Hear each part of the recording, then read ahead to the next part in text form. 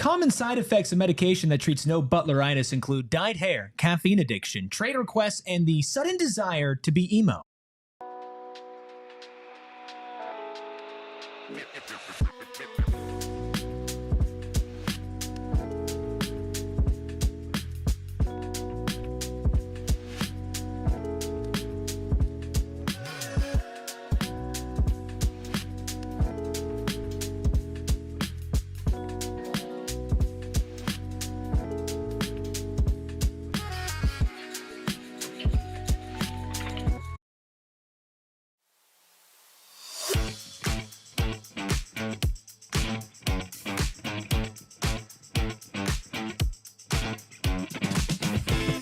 Everybody, welcome into the PHNX Suns Podcast presented by Bet365.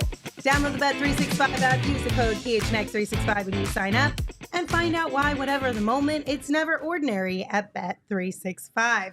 It's also never ordinary when you got trade rumors circling the Suns. Yes, that's right. We are finally in that time of the year where we get to talk about rumors and gossip. Yeah. It's so fun. We're here. You having a good time, Gerald? I'm having a great time. Having a blast. So, of course, we heard all the news yesterday that Jimmy Butler has interest in joining the Phoenix Suns.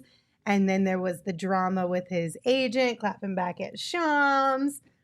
Gerald, you actually tweeted some updates about this, though. You want to give us the updated latest information? Yeah. So according to a source, yes, there is interest on Jimmy Butler's side of things. As of right now, the Suns are not pursuing a Jimmy Butler trade. But that can obviously change. We know that with the turn of an ankle, anybody's season can change. With a bad 10 or 20 game stretch, the vibes can completely change. But as of right now, where things stand, the Suns want to continue to see what this group can do when they get fully healthy. They like what they've seen in terms of when they've been healthy. They've gone 11-2 with a plus point or 5.2 point differential there. And we've seen it in spurts last year as well. When this group was healthy, they have a better bench. So they want to see what this group is capable of doing first. With that being said, nothing that I am reporting here or that I wrote about today over at gophnx.com conflicts with anything that Shams or Flex or Gambo or anyone else you guys are trying to pit me against have said. Multiple things can be true at the exact same time. Yes, Shams said that there's interest from Jimmy Butler's side. That is true. Flex said the same thing. That is true. And Gambo was saying today that things can change, depends on how these next 10 to 20 games go. That is also true.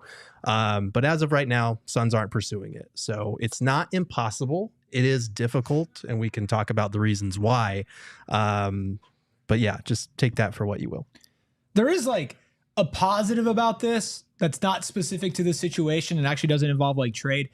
Stars still want to come to Phoenix, right? Yes. The only thing that really hasn't been debunked is that Jimmy Butler's preferred destination is to come to the Phoenix Suns. And so that to me is okay, we're looking at the right now, but Matt Ishbia's goal when he took over was to become the destination for players. And Steven, it's okay, Kevin Durant, Bradley Beal, before that, Chris Paul. Now Jimmy Butler, who sure is at the back end of his career, but has been the best player on a finals team. They all want to come here still, not take our players from us. Yeah, that's relevant. The draw is still there, regardless of the ups and downs that Suns fans have lived through, seemingly on a season by season basis at this point. This is what it is when you transition into a winning era. There's expectations that come with that. And if you have the right pieces involved, there's going to be a draw that comes in addition to those expectations that hopefully helps for you to sustain and even extend the window from what it was to what it can be. Now it's all about executing in that. There's a couple ways they can go about doing it: standing pat, making a trade, trying to shake leaves and get things to shake in their favor. There's a lot of ways things can go, but they're where they need to be right now. Okay, so let's dive into what a trade of this would even look like. So now that we've set the table that as of right now, we are all in agreement that sure, Jimmy Butler would be interested in joining the Suns. The Suns are not interested in exploring that trade as of right now, but that doesn't mean they can't change their minds later. That's where we're working with. Right now, we're just going to entertain the idea that maybe they do change their minds a little bit later. How could this work, Gerald? Because we found a loophole. There's a loophole Sure. in the CBA. Of course, there had to be some loopholes built in because I was under the impression this trade would not work unless it was a 3-team deal because of how the exchanges of money need to be for first apron and second apron teams. Yes. So to clarify something that I've said before, and to clear it up because I was incorrect on this particular part of it, if you attach a veteran minimum deal, because the Heat are not a second tax apron team, they can do this. They're attaching a vet minimum contract to Jimmy Butler. So someone like a Josh Richardson, who's on a $3 million vet minimum deal. In terms of outgoing salary for the Heat, you add Josh Richardson's $3 million to Jimmy Butler's $48.8 million. And the math works with bringing in Bradley Beal's $50 million because they're not taking back more money than they're sending out. But on the Suns side of things, it also works in this case because the Suns would be taking Josh Richardson in to a vet minimum exception. So his $3 million would not count as incoming money, which means that the Suns would not be taking back more money than they're sending out, which is something that we know the Suns can't do as a second tax apron team. So that technically works for both sides of it. You could replace Josh Richardson with Thomas Bryant or Alec Burks, but it would put the Heat in a more difficult spot because once they make this trade, they are hard capped at the second tax apron. So what this all means is it is possible to do a straight up trade between Phoenix and Miami without involving a third team. You could also involve a third team and dump that vet minimum player there, but you don't have to make the math work. The issue there is that by process of elimination, because the Suns can't aggregate contracts to stack up to Butler's $48 million, basically, if you're trading for Jimmy Butler, it has to involve one of the big three. It's not going to be Kevin Durant, who we know wants to be here, and the Suns are probably going to give him a 2-year extension. He's a better player than Jimmy Butler is at this point. It's not going to be Devin Booker, who's 7 years younger than Jimmy Butler and is the face of your franchise. That would leave Bradley Beal as the only possible candidate there. We know, again, that the Suns want to see this big three work together. We know that Bradley Beal has wanted to be here and be as part of a contender. And we also know that Bradley Beal has a no trade clause. So if he has no interest in going to Miami, it's dead. There's no way to make that happen. We know that Bradley Beal was interested in Miami in the past, but is he interested in this current iteration? Would he leave a potential contender here to be a first round exit on a team that already has Tyler Hero at that same position, who's playing really well for Miami right now? And if you're Miami, do you take an offer of Bradley Beal, who is a younger player than Jimmy Butler, but has more years on his contract, more money on his contract, and is not as good as Jimmy Butler, especially when the Suns can only offer their 2031 first round pick and would be kind of hesitant to do so? I feel like the Heat could either just sit with Jimmy and let his contract expire when it expires, or they could find another deal elsewhere. So that for me is another big complication there and a potential trade. Yeah, I mean, the thing is, like, you're 100% right, and I agree with what you're saying. And I think that there's one underrated part of that of like, why would they do it? Because I agree on paper, why would the Miami Heat do that? It doesn't make sense. I saw an NBA team trade Alex Caruso for Josh Giddey straight up in the offseason, right? And I know the Miami Heat are not the Chicago Bulls, and I understand that is a much better run organization. But I don't know. Sometimes people talk themselves into crazy things. Sometimes people feel pressured to do certain things. And we've seen Jimmy take franchises hostage and then them try to move on from him for probably less than what they should have or faster than they should have because of that. So maybe they don't want to deal with it. Maybe it's not a part of Heat culture. I don't know.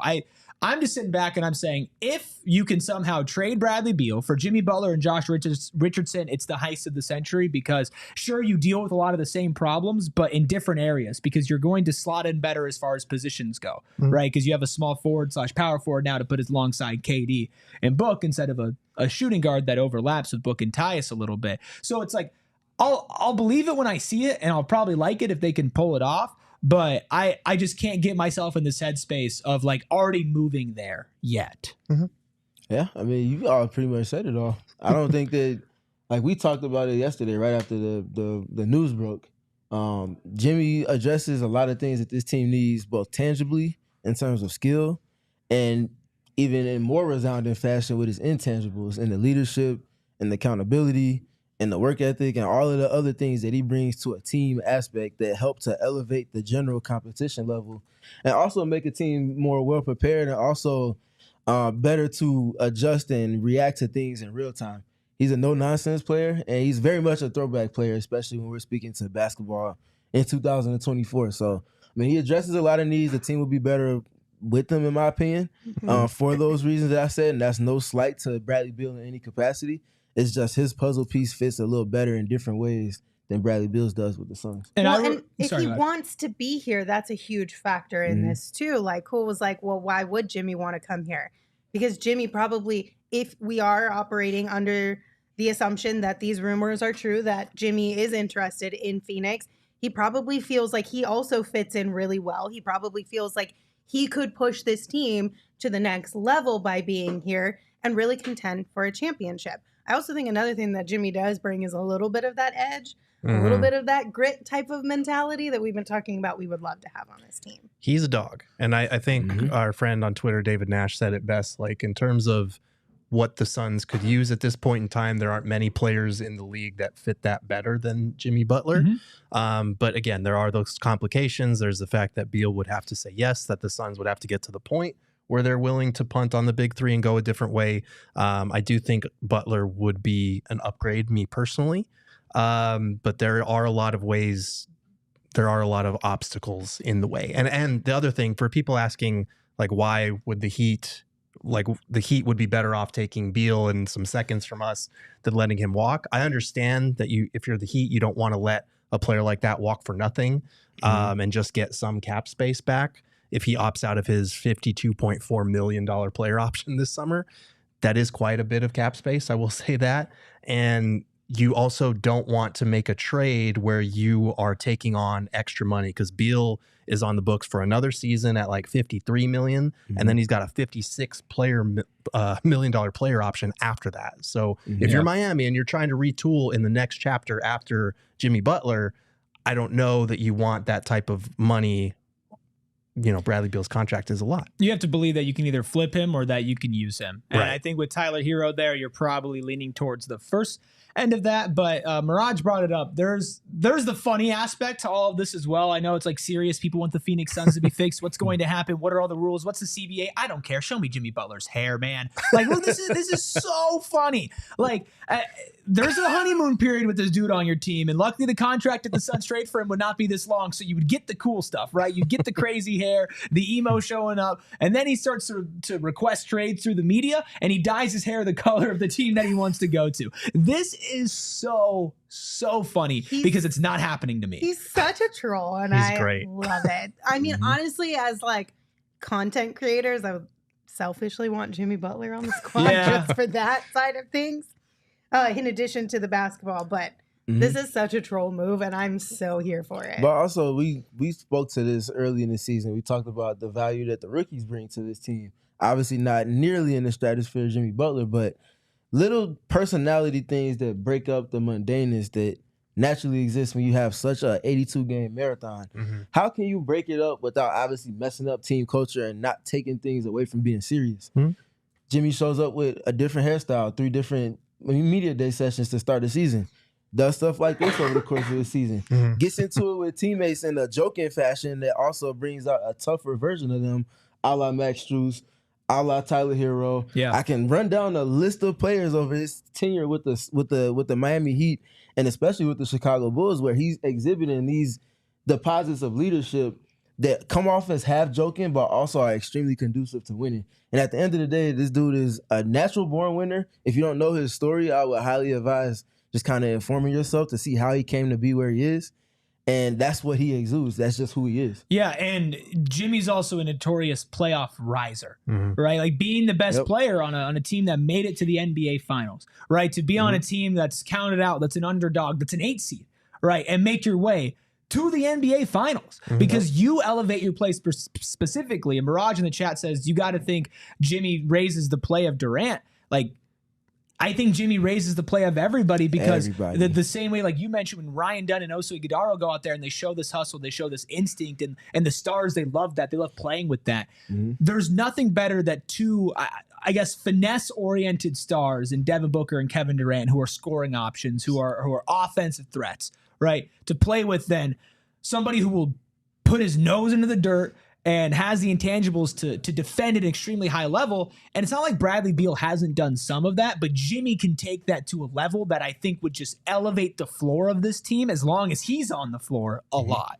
Yeah, it's definitely an easier fit. And I think from just a pure basketball standpoint, Butler's ability to get his own buckets helps take the load off KD and Booker, something that Beal can do as well. But Butler also gets to the rim at a very high rate. And he's a good finisher, which is, again, something we'll talk about in a little bit too, but something that this Suns team needs in the worst way. Yeah, I'm trying to save some of those for further conversations, but if you're talking about play style shift, it will look different with Jimmy in the Suns context because he's not going to have the same type of respect that Beal does in the spaces that he operates in. Yes. But that works both ways and works on both ends of the court, so... Well, I feel like it was just yesterday when BComC clearly was down bad. But apparently, the news of Jimmy Butler has BComC clearly feeling much better today. Are you reading this one? I'm not reading the whole thing. I don't even know how you PG this. Basically, they sent a super chat and they said, Jimmy Butler would be really fun. I think Devin Booker needs me, and I also think I can fix Durant's injury problems with a bunch of heart eye emojis and red heart emojis. That's a great way to put it, Lindsay. That is the best way that I can PG-13. That's like a Kids Bop. From BComC clearly. That's like Kids Bopping an Eminem song. I did. The way they wrote Jimmy Butler oh my God. BUTT-LER. It's something. Brian also sent us a super chat, and they said, just saw Jimmy at Filiberto's, and bye-bye, eventually, Beal. Oh, boy. Here we go. Again, we're going to have to reiterate this several times. As of right now, Suns are not pursuing a Jimmy Butler trade. Things can change. If things go south, if they don't look like the 11-2 team that we've seen when they've been fully healthy, if they struggle to stay healthy, maybe things can change. But as of right now, it's not happening. And even if they do veer that way, they still have to figure out how to get Miami to bite on that trade. I'll eat a shoe if Jimmy Butler gets traded here. Espo says he'll eat a shoe if Jimmy Butler gets traded here. BComC clearly said that they'll do anything to win an NBA championship. Respect. And when they say anything, they mean anything. All right. Respect. We did get a question/comment in the chat from Cool, and they said, fixing the Phoenix Suns. LOL. Are we licensed to do this? Yeah, Cool. We are. The doctor is in. And they'll be joining us on the other side of a quick break. Tis the season to switch to Verizon. Right now, you can get a $200 Verizon gift card when you switch and purchase a select phone on select unlimited plans. So you can use that $200 to start checking off great tech gifts off your list. Christmas is quite literally around the corner. If you are still shopping for your Christmas gifts, this is a great way to pick up some smartwatches, tablets, headphones, and so much more. Get the 5G network that powers your day, because we all know that you need to be connected to be able to come and watch our shows, listen to our podcasts, and read Gerald's articles, and we appreciate you for that. And we appreciate Verizon for making sure you're able to do that. So switch now and get a $200 gift card only at Verizon. Legal disclaimer, $200 Verizon e-gift card sent within 8 weeks, requires device payment purchase, minimum retail price of $799.99, and poured in with new smartphone line on postpaid unlimited plus or unlimited ultimate plans required. That is not an ordinary super chat from Brian. Brian, no. Brian, we're not going to read that. That is funny, though. Also never ordinary, our friends over at Bet365. How about that for a segue, huh? Listen, Bet365, 90 million users worldwide, live streams over 780,000 events each year, early payout across MLB, NBA, NFL. I know Lindsay has won a bet because of their early payout. And right now, new customers can use code PHNX365 to sign up, deposit $10, and place a bet of $5 or more and get $150 in bonus bets. Bet365 is the cleanest app that I've ever used for sports betting. It is so simple. It's so easy. We have PHNX boosts on there. It's clearly the best place to do your betting. So download the Bet365 app, use code PHNX365 when you sign up, and place a bet of $5 or more and get $150 in bonus bets. Find out why, whatever the moment, moment. It's never ordinary at Bet365. You must be 21 and over and physically located in AZ. If you or someone you know has a gambling problem and wants help, call 1-800-NEXT-STEP, text NEXT-STEP to 53342, or visit problemgambling.az.gov. Listen, I love you guys. You are hilarious. There's a line to your super chats that we will read on this program, but we do appreciate it. We appreciate y'all being here. So hit that thumbs up button for yourselves. Okay.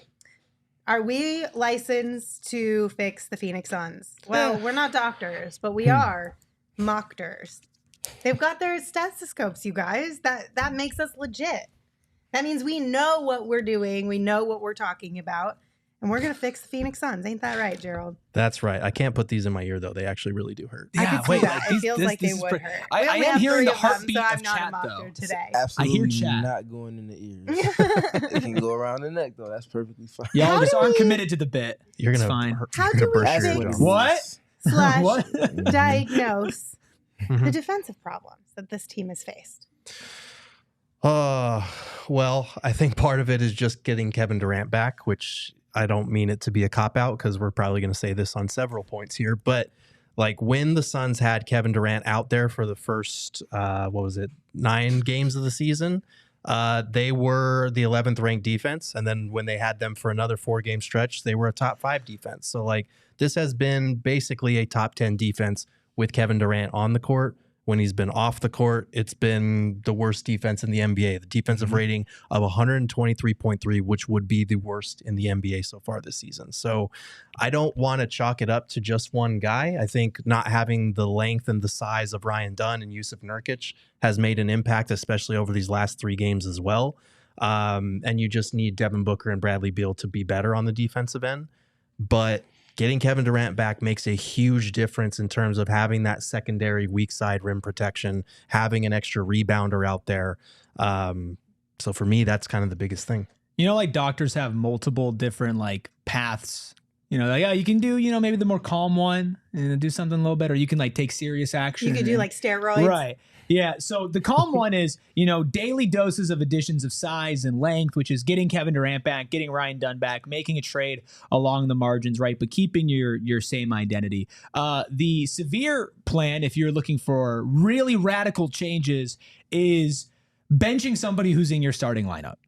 And that is probably the smallest guard, who would be Tyus Jones, who brings so much positive to this team, should be playing heavy amounts of minutes, but gets attacked relentlessly. And when you have a lineup of Bradley Beal, Devin Booker, and Tyus Jones, you have Devin Booker guarding out of position, and then Tyus Jones, who gets attacked by bigger players. So the radical one, and not the one that I'm saying I fully endorse, but as a doctor, it is important for me to give you your options and let you decide, would be to make a move to make your starting lineup bigger, even if that doesn't mean a trade. I mean, I think it's just doing better. Facts. You can talk about all these other things and why they are all relevant. Just being better, and it starts with containing the basketball. They've had issues, especially in the stretches without Kevin Durant, of sustaining an ability to contain the basketball. You contain the basketball, that keeps your defensive shell intact. You keep your shell intact, that keeps people out of rotation. That means that the offense is not generating advantages, and that means you're staying in the advantage. And then the last big piece in that, rebound the basketball. Defense and rebounding are not independent of one another. They're very much in tandem. You can't be a great defense without ending possessions on one shot. And if you're conceding more shots to your opponents, simple math, they're getting up more shots on goal, they're probably going to win. So you have to marry those two, and it starts with containing the basketball and then finishing possessions with a period. Can't finish a sentence without a period or an exclamation mark even. You can't finish a defensive possession without the rebound. To your point, about keeping the shell intact and containing the ball, there was a stat on Twitter today from one of those stat accounts that brought up that the Suns are tied with the Oklahoma City Thunder in terms of lowest points per possession on isolations. So like the Suns have done a really good job of defending one-on-one. It's when you get them in rotations with ball movement, with player movement, when that shell breaks, that you really miss not having Kevin Durant's secondary rim protection, because in a couple of instances, he has made big plays that has made up for that. When you do have the breakdown and you have a 7-footer back there who can challenge, block, or contest a shot, that makes a big difference. And I'll say also to that point, they've also never been less than 10th top 10 in the league in terms of their defensive efficiency, defending against pick and rolls. That's very relevant, but that's also independent of when you're getting one shot on goal for an opponent versus when they're getting multiple. And I feel like that's where the lines get blurred, for this team in particular. Yeah, a lot of these problems that we're going to talk about, like there are moments where the Suns are fine at this, right? There's like, when it comes to defense, even with Kevin Durant there, it's like, okay, yeah, like they're better. Like there are certain standards you have to hit to be considered elite and great. And especially when you're missing Kevin Durant, you have to be better at that. So maybe if it's just a couple pills, take your vitamins every day, right? Like you said, like try a little harder, rebound a little bit more, like give a little bit more effort, or be healthy, which is a pretty big fix, like a pretty big jump. A lot of the stuff we're going to talk about, like it doesn't mean the Suns are the worst at it. It's just more like even in specific moments, they need to clean it up and be better. Yeah, because we have seen good stretches. It's just not full 48 minutes every single night. So we know that they're capable of doing it. It's just when they are down guys like KD or Ryan Dunn or Nurk or whomever, you have to commit to being even better in those areas. So. I will say, though, Lindsay, I don't know if this team is constructed at this moment to be great from start to finish of games. That's why I mean, especially when they're down a body, for sure. Oh, absolutely. But, like, what else are you going to do outside of trades? For sure. But even when they're healthy, I feel like the identity leans a lot more to the offensive side than defense. So for me, that's why I've always said timely stops. Can you get those stops when you're on the run? They call them kills when you get 3 stops in a row. Can you compile those while you're putting the ball in the basket? And can you get them in the crunch time? And that's my last point. In crunch time, especially earlier this season when Durant was going God level in the clutch with his scoring, they also had the second best defense in the clutch. They weren't giving up buckets, and they were scoring almost every time. And that's how you put teams away. All right. Well, we were going to talk about crunch time later, but since you brought it up, Steven, let's go. We do have film from Budenholzer and Booker about the defensive thing first before we move on, because I think that's important, because for me, the defense is the biggest thing that when you look at what this team needs to fix, like it for me, it goes to the defensive side. The offense without Kevin Durant has been fine. And so when I asked Budenholzer where they've fallen short without KD, when I asked Book what they've been working on in practice this week, they both pointed to the defensive end. Here's what they had to say. Yeah, I think defensively, we're probably not as good as we need to be to win games. I've had a couple of tough stretches defensively within a game. And then I think the rebounding has stood out, in a couple of recent games. So that's probably all, defensively. And then, offensively, sometimes it's a little bit of execution. Sometimes, credit to the defense. Sometimes it's like you just got to make a couple more plays. And we haven't been able to make those 1 or 2 more plays to get us, across the finish line. A lot of defense. That's what I feel we should be hanging our hats on, and stopping the ball, finding rotations out of it. So just become more familiar with each other on the defense end. So we're not stuck running a set and letting people set their defenses every time down court. It's always reassuring to hear the 2 of the leaders on the team point to defense, especially when it's very glaringly obvious that's where they need to improve right now. Yeah. Yep. And I mean, like, everything that we did here from these last couple days at practice kind of aligns with what we were wanting. Sorry, go ahead. Yeah, no, it does. And like we said the other day, they're saying all the right things right now. Now we need to see it in action. Like, I need to see them just go out and kick the Utah Jazz's ass, and then I will feel better about everything that I've heard this week. Yep. For me, it's the layering of it all too, especially more than anything else. Like, it's one thing to be really good at your foundation, but you have to be able to shift past just the foundation to get to the level that this team needs to be at. And when you get to the playoff level, it's not going to be about, okay, it's cool. We always in drop coverage with Nurkic. Majority of the time we're in drop coverage with Mason Plumlee. It's about getting into layers. Can you get Nurkic up to the level at times? Can you play with the depth of his drop at times? Can you rely on your guards to navigate screens consistently effectively? Like, that's a big thing. And then the other big thing within all of that is also Iguodala. I don't think this team gets to where they want to be if he doesn't hit to a certain level. We've seen them do that in both of the stretches independent of Kevin Durant, and then combine the information that we learned from him in those moments without him with them to make for one of the best defensive lineups in the league. I think it's a shame that we're not real doctors. I think one of our own really actually kind of needs it right now. And look at that. Whoa, man of the people. Look who's checking in. Look who's joined the program. It's a boys. Wow, where's your beanie?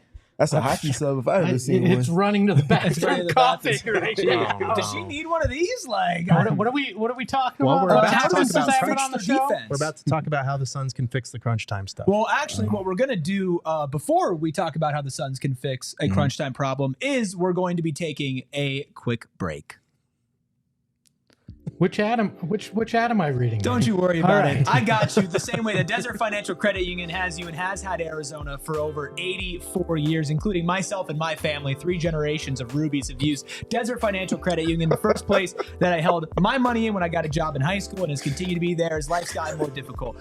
Everybody's just laughing, but I'm being dead serious right now. Mortgages, loans, credit cards, investments, options, and more. DFCU is here for you. Whether you're sick, whether you're healthy, whether things are good, whether you're bad, Desert Financial is a constant. Plus, unlike a lot of places, they want to put money into your account. They're going to give you $200 for free, and you can spend it with a customized card for your Arizona Cardinals, for your Big 12 champion Arizona State Sun Devils, and even Northern Arizona University, who had a better football team than expected this year as well. All this when you open a free checking account online, get $200 in bonuses, and get started by visiting desertfinancial.com/200. And tonight is going to be the second edition of PHNX Puffs, and on my way there to do it, I'm stopping at Circle K and I'm picking up some snacks. Do we want to do the Circle K on your own? Do the Nokia on Circle K. Coffee Lindsay back to do this instead? Me love Circle K. You know what I hear is best? Tell me. The chocolate covered almonds, dark chocolate. I think that's what Lindsay's choking on right now. Me love Inner Circle. Are too. you just doing the? Go ahead, do the ad. You get That's fine. Inner Go. Circle. You get first 5 fill-ups. You get 25 cents off. Off your gas. It's they have amazing. cookie at Per Circle gallon. K? Oh, they have wonderful cookie. Me love cookie at Circle K. Me love dark chocolate almond covered thingies. Those are mini cookies. They're very good. Dark chocolate almond mini They're cookie. healthy cookie. Yes, they're healthy cookie. nuts in here. So you join the Inner Circle today. You're going to get great deals. Super easy in Circle K app. Just you put your name, your email, and you get wonderful savings. It's amazing. Me love Circle K. Head over there today with Ruby. Yeah, download the Circle K app, join the Inner Circle for free today. Also save money on gas. That is maybe the most chaotic ad break that's ever happened. Let's try to get things slightly back on track. I went from feeling sorry for Lindsay to being mad that she's not here now. I genuinely don't even know what we're talking about. I had nothing to do with any of the show today. But we're fixing the Phoenix Suns. Oh, well, In so case we're you haven't trading heard. for Jimmy Butler. Well, we already talked about that in the first segment. Damn it. Now it's time to talk about the crunch time, right? Because we talked about the defense. We've heard from Bud. We've heard from Booker. Steven, you said they need to continue on the defense they played in the crunch at the beginning of the season. Yeah. But without Kevin Durant feels like the big if here. Like, how do they win the clutch without Kevin Durant? Because that's the easy solution, Espo. And since you're the least prepared here, I'm going to put you on the spot first. Besides adding Kevin Durant to the equation, how do the Phoenix Suns get better in crunch time? It's simple. You give the smelling salts to Bradley Beal and Devin Booker and have them wake the hell up. The smelling salts. I mean, I'm a doctor right now, right? So that's the way I do it. You have to be brutally honest. I do what it takes, and I get those two guys to return to form, because if you want to succeed in the crunch time without Kevin Durant, you have to do that. It just comes down to simply you throw on your stethoscope as the doctor and you get them to wake the hell up. Yeah, no, that would help for the meantime. For me, again, I'm not trying to use the cop out, but when you go 8-0 with Kevin Durant in the lineup in crunch time and 0-5 without him, the answer to me is kind of painfully obvious. And to Espo's point, like Bradley Beal, Devin Booker, they have to be better in the crunch. They do. But it's really just a matter of knowing what you have in Kevin Durant, being a guy who is comfortable getting to his spots no matter what defense he sees. And this is no slight against Beal or Booker, but there are just different levels to it. And KD's been doing it for longer at a higher level. He is that guy even at age 36 in the clutch. And Mason Plumlee spoke to that yesterday when we played his clip on the show, that like he can just bail you out of situations, tough situations down the stretch of games. Getting him back to me changes the whole complexion of what you're doing down the stretch. For me, I like obviously, if you have someone that you can just throw the ball to and say everybody else get out the way, and that's going to be more than a point per possession in the most meaningful moments of games, when whether you're at home or on the road, that's an advantage. That's a walking advantage. You add to that player being taller than whoever's guarding them and also being better laterally than they are. Durant is who he is because of these things. So I'm not saying this to say that they should go away from it. I'm saying that they need to layer it so that it's not as easily defendable in that sense. Need more Devin Booker, you need more Bradley Beal sprinkled in at least a little bit within all of that. Yes, you can get to the paint touches or the post touches, the nail touches, and all of that stuff for Kevin Durant. Whether he's just going straight there and he's screening for one of those two and getting a smaller defender on him. But it's like also in then what? I keep going back to with Chris Paul. You got Chris Paul in pick and roll. You got Chris Paul getting elbow touches at times, working in isolation sometimes. You got Devin Booker doing all types of things with the ball. It's like a two-headed attack that also sets everybody else up for success independent of those two as well. Well, and that's the thing, where you could have Kevin Durant go God mode and you could be undefeated with Kevin Durant in the clutch at a certain point, but how sustainable is it to only have your haymaker, right? Like you're boxing, you only have that one right hand. And then over the time, okay, you won your first couple of fights, cool. And then guess what? Somebody scouts you, they know what you're doing. You send 3 to Kevin Durant because you have no other clutch options on the court. And then things get a lot more difficult. To me, like beyond that, it's maybe not in like talking about literally final possession of the game, but in crucial moments late in the game with these big swings, which I would still in my own mind consider crunch time, it's taking care of the ball. You look at Orlando and specifically with Bradley Beal, when momentum was shifting later in the game, he turned the ball over a couple of times. And yes, that wasn't the last 2 minutes of a 5-point game, but that was still a really important time where you're supposed to like clutch up and be better and kind of hold on to it. So limit the turnovers, involve your other stars, get Book and Beal back in there, and then beat Kevin Durant. That's a really good recipe for beating most teams in the clutch. Well, yeah, that you don't. The gravity doesn't matter if you have 1 star and 2 moons, right? Like the gravity has to be bars because three guys are there that you can't leave defensively, right? And if you, I'm not saying that you're just going to abandon Devin Booker and Bradley Beal in the clutch, but you're going to feel a lot more comfortable double teaming KD based on some of what you've seen at the time, right? Or leaving a couple other guys. Like, I think the equation changes a little bit when you're not as afraid of the other 2 guys. But I don't think that's the case, though. And I think some of the looks that KD got one-on-one is because opponents were not leaving that guy. Like, I think this stretch will, like with Beal and Book not stepping up in the clutch, maybe that encourages opponents to try it more. But that's what I'm saying. It's not, but it's not like KD was out here, shooting over 3 defenders every possession down in the fourth. I think what we saw was the first layer is that you establish KD as that guy. The next step is, okay, if that's the guy and defenses throw 2 or 3 at him, guess what? We still have Devin Booker or Bradley Beal. Right. And that makes their jobs easier as opposed to what it is now, where they're having to be that guy and failing to step up. So I think it's not just that like Kevin Durant comes back and our savior is here, give him the ball and get out of the way. I think it's part of an ecosystem that you have Kevin Durant, he's the main ingredient, but all of these other pieces function better, more effectively, and easier around him. It's supposed to be an ecosystem, Steven. Absolutely. And that's what I'm getting to, ecosystem, process. I always come back to Mike Budenholzer in 2021 when they played against the Suns in the finals. The organization of the Milwaukee Bucks in the clutch was a difference maker. They knew what they would go to, and it wasn't just an isolation. You could go to a Giannis isolation. You could go to a Chris Middleton isolation. PTSD striking because I'm watching both of those two wreak havoc at meaningful moments of the games by doing just that. But also, there's a systematic process and approach that Budenholzer had established. Put all 3 of his best players in one action in the middle of the court, have the other 2 players spaced deep into the corners, and let them play organic read and react basketball in a natural 3 versus 3 scenario where it's not scripted in any way. They can go through 3 different things. All 3 of those players are interchangeable, and it's nearly indefensible because if you switch it, now Kevin Durant has someone that's significantly smaller. If you don't, Devin Booker and Bradley Beal are coming off a movement and are all operating in their wheelhouse in the mid-range. What we're talking about is why you trade and accumulate a team with Devin Booker, Bradley Beal, and Kevin Durant. Correct. Like, it's what is supposed to be happening, and best case scenario here is what we're saying, which is you can play random in the sense that you have 3 guys who can score at an all-time level and that can be put in that situation and can consistently deliver. They just have to start consistently deliver all 3 of them in order for that to snowball. Do you guys still believe that, though? Do you believe that all 3 of these guys can score at the highest of levels? I'm starting to question, not Book. I think Book will get back there, but is Bradley Beal still that guy? Is Bradley Beal that guy in fourth quarter situations?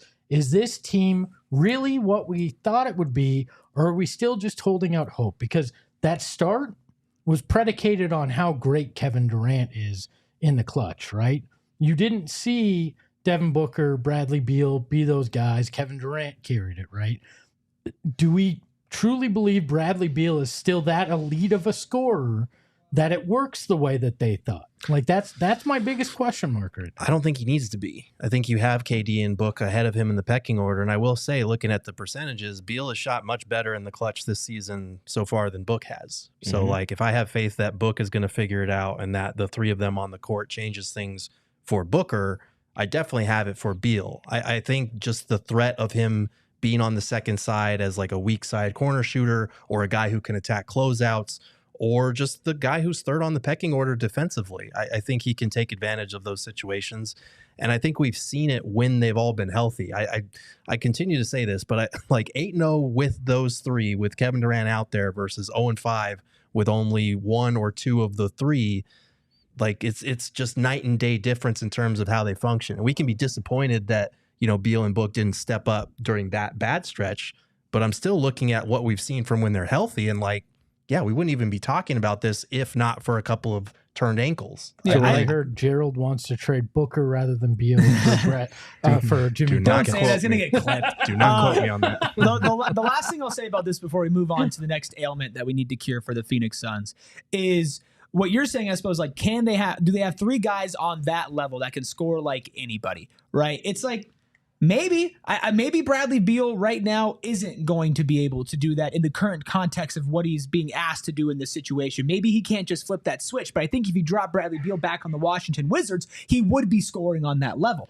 But can you translate that and tap into that when needed in a winning situation here?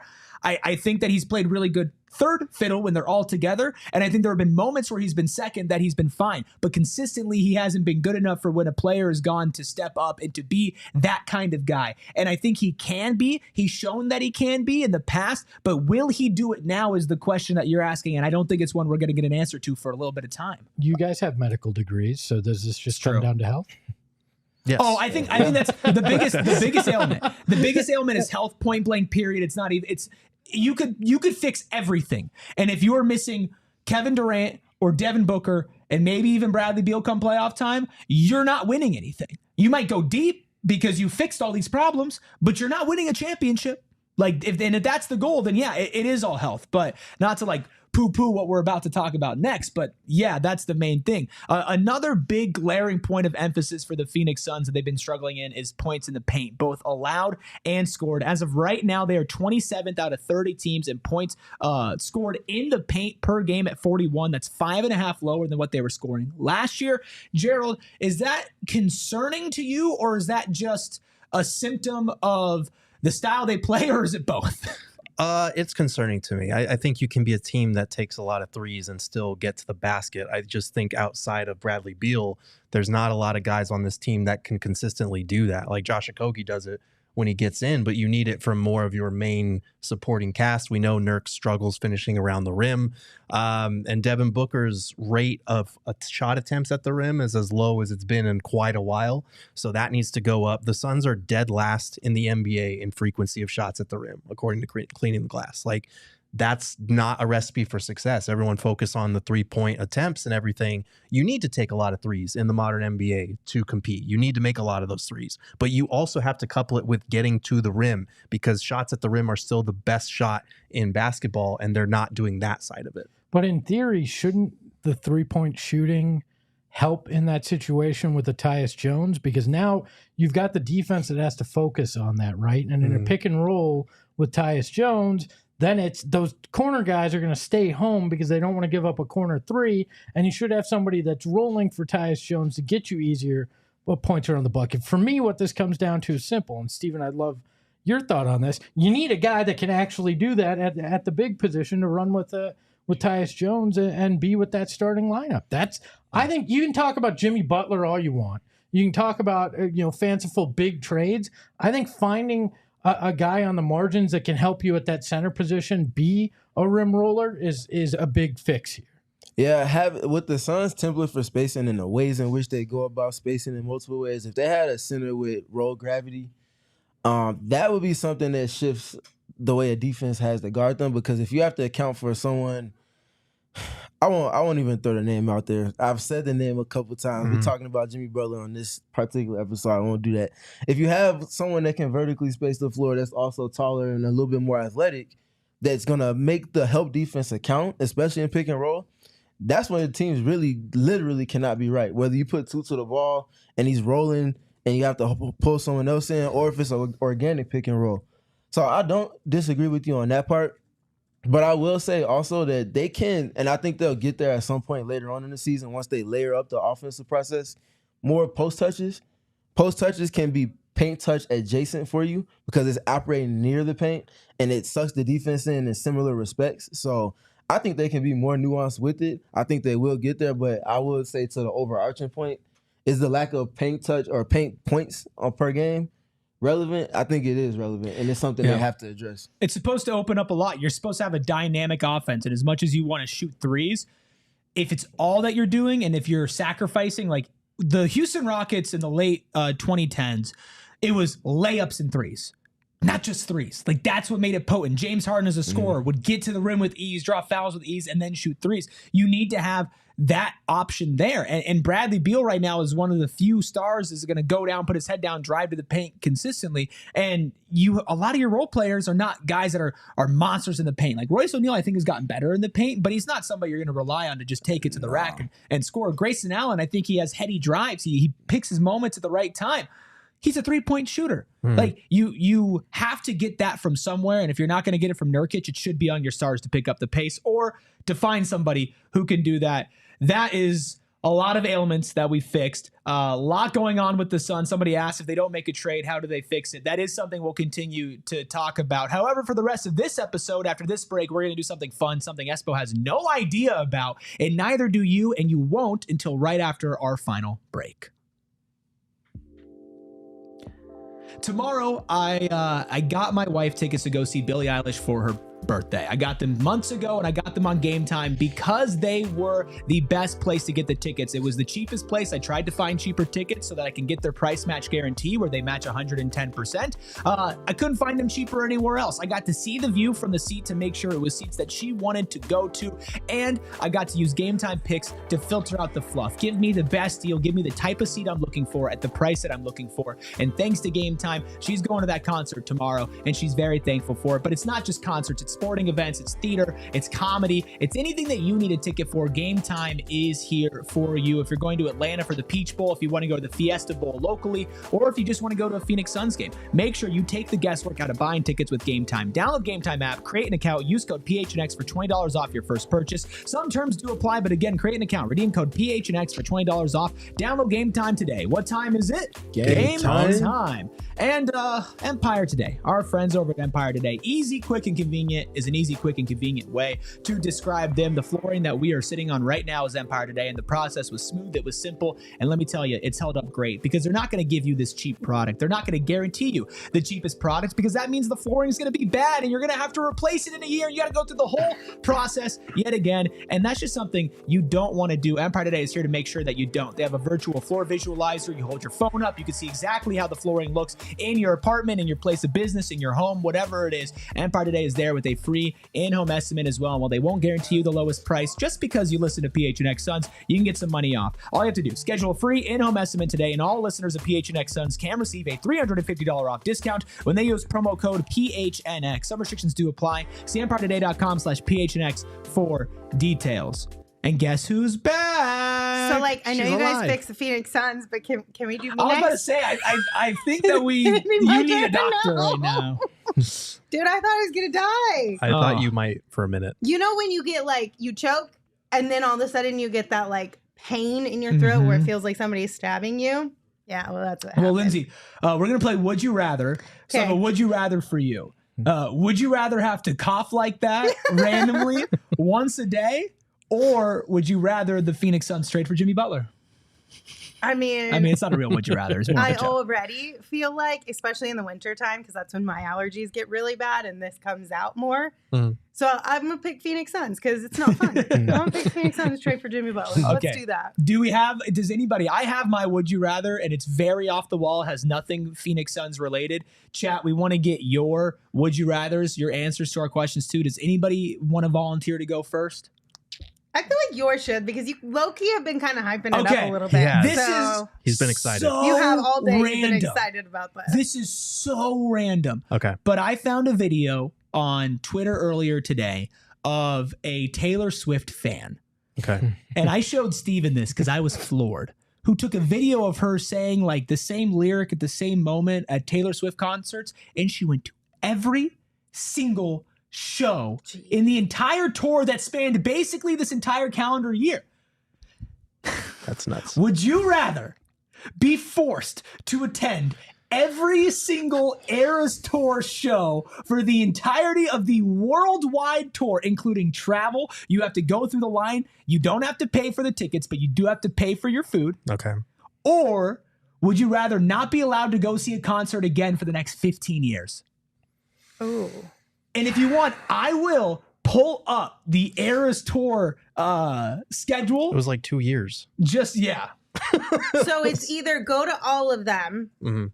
and then You're free afterwards, but you but have you to can't sit. go for 15 years to another concert. You either go to these Taylor Swift concerts, like 100 of these, I'm going to the Taylor Swift concert. but you have to listen to the same thing. I would not go to live. I don't even like Taylor Swift. I don't think to be I could do honest it. with It's you. like a 4-hour show. I get that, but Like once or 15 twice. years of never being able to go to a concert. Give me the 15 Dude, years. like I'll listen to the music. I'll listen to the music through my headphones. But Mhm. like you hear the same show. Right. It's not even a Taylor Swift disc, Espo.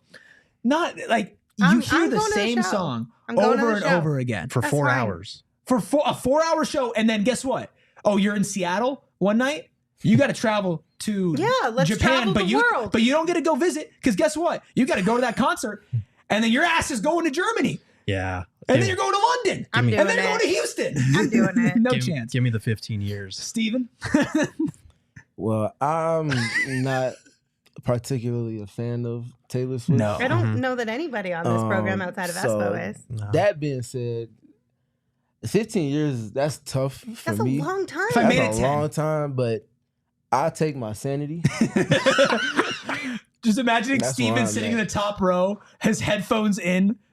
And I have my laptop right here like this, and Just I'll be watching watching basketball? a basketball game of some capacity. That's the only way I can make it through. Yeah, you could figure out a way to. That's the only way I could. I But feel like for sure I'm going to all the concerts because I don't Nah. want to miss out on 15 Bad I'm- B I'm Slayer in the straight. chat says, I got a blank space, baby. And I'll trade for Jimmy. You got one, Gerald? Sure. Would you rather only be able to communicate with curse words Ooh. or never be able to swear again? That's a So tough that one. ruins my job if I take one of them, despite that being the more fun one. Mhm. I think you have to take never curse again. Because off of this program, You swear like a sailor.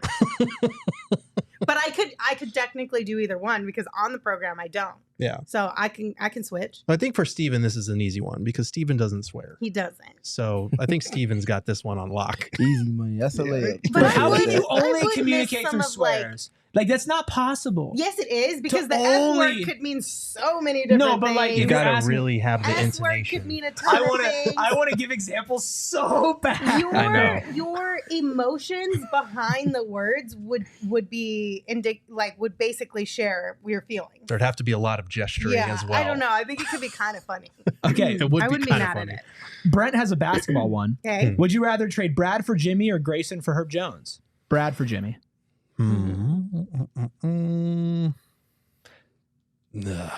That's a tough one.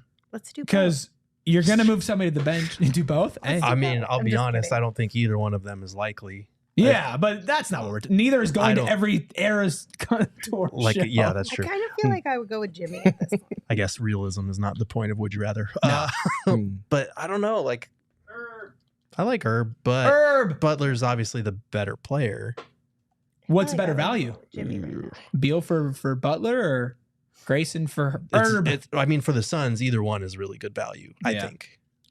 I'd say Jimmy. because Cesar says you also get rid of Beal's contract. So. Steven, what do you think? Jimmy's a better player, so I'm going Jimmy. Okay. I think that's fair. All right. Mine is, would you rather never be able to wear clothes or always have itchy allergy eyes? I feel like this is a tough one.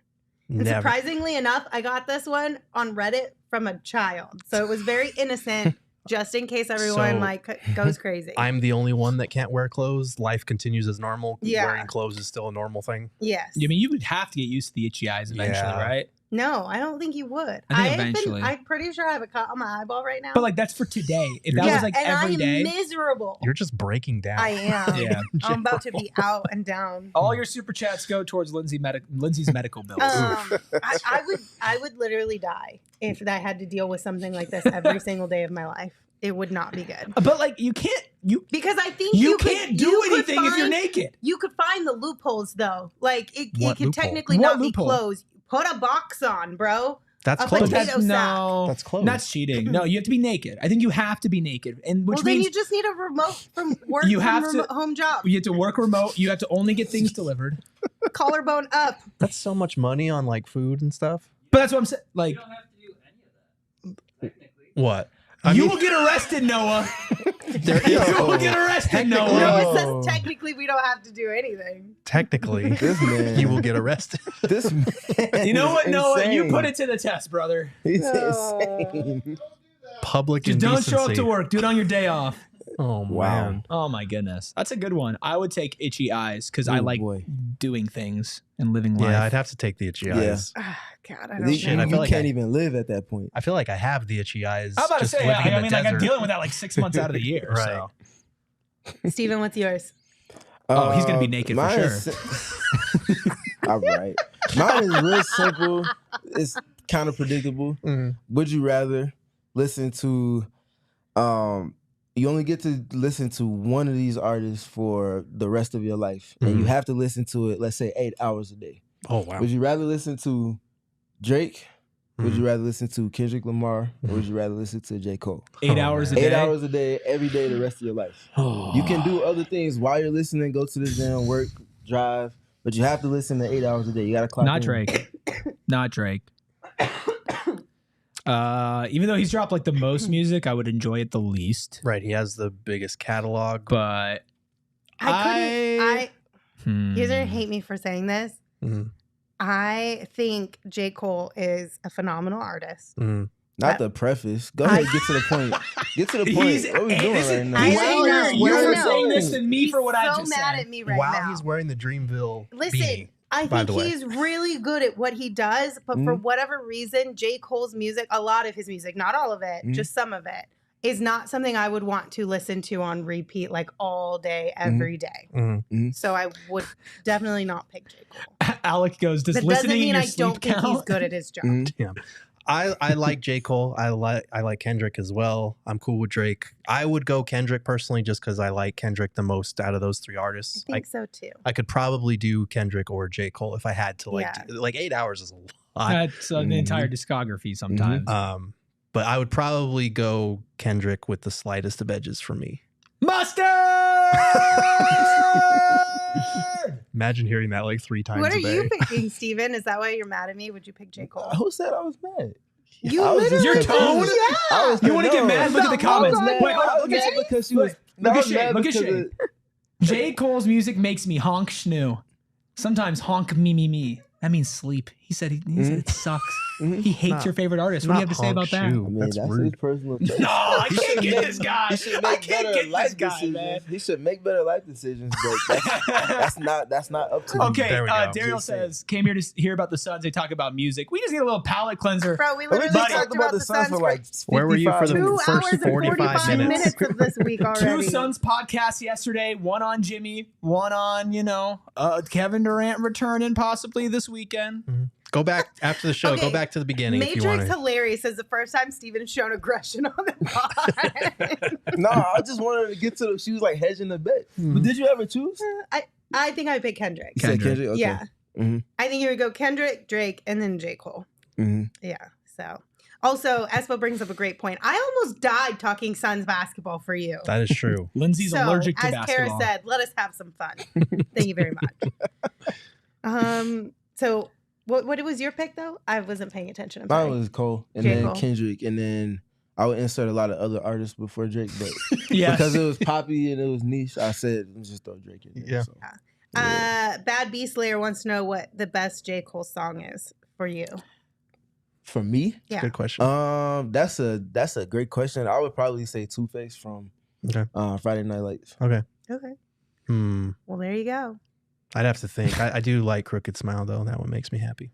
I like that all of our Samsung TV watchers can also go watch us over at gophnx.com because the party always continues over there. Ooh, a favorite J. Cole song. I got to think about that. I don't know. It'll take some time. GOMD maybe? It's a great question though, but thank Can't you guys. say that one out loud. I was going to say, what does that stand for? We appreciate you all being here with us. We appreciate you guys dealing with the rotation of today's podcast. It was wild. Shout out to Espo for helping out on that one. Tomorrow we will have a pregame and a postgame show for you guys, so plan to come hang out with us 30 minutes before tip-off. Fingers crossed we get Kevin Durant back, Ryan Dunn back, Yusuf Nurkic, maybe Grayson Allen. Healthy Either which Lindsey way. Smith. Maybe I'll be here. I have no idea. We'll see. But don't forget to hit that thumbs up button if you are here with us on YouTube. Rate, review, subscribe wherever you get your podcast. And, of course, follow the show on social at PHNX_Suns. You can also follow me at Lindsay Smith AZ. You can follow Gerald at Gerald Bourget. You can follow Steven at StevenPG3. And, of course, you can follow Eric at Eric Ruby with a K. Who wants to take us home? I got it. Rude. We all silly like the mayor.